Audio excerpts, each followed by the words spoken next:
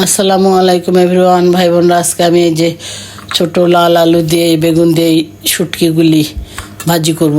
ছোট শুটকি, যাই হোক, কি যেন মলানা ঢেলা না, আমি শুটকি মাছের। তো আসলে এই রোজা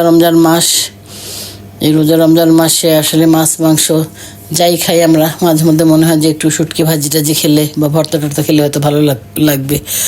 যার পরিপ্রেক্ষিতে আমি আজকে এই যে শুটকি ভাজিগুলি করছি। এই যে বেগুন আলু এগুলো আমি কেটে নিয়েছি, শুটকি আমি বেছে ভালো করে পরিষ্কার করে নিয়েছি। তার আগে শুটকিটা একটু ভেজে নিয়েছিলাম।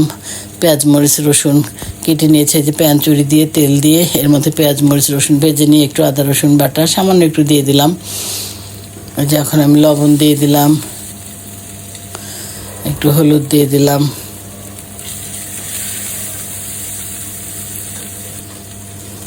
সামান্য একটু জিরার গুঁড়ি দিয়ে দিলাম।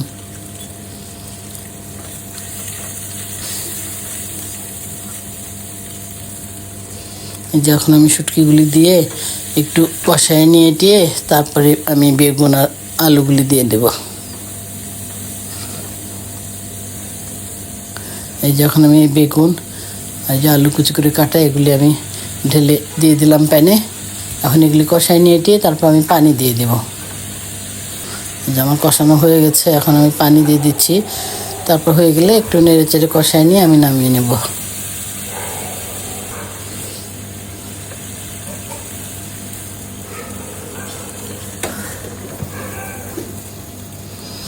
আমি ফিরে আসলাম, আমার ভাজিটি বোনরা হয়ে গেছে।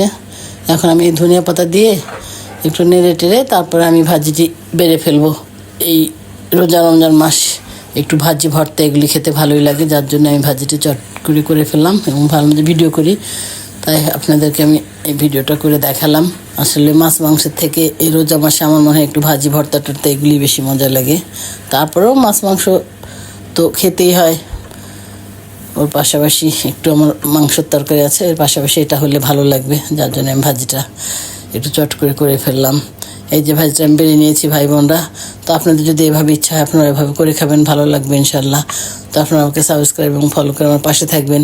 আল্লাহ হাফেজ।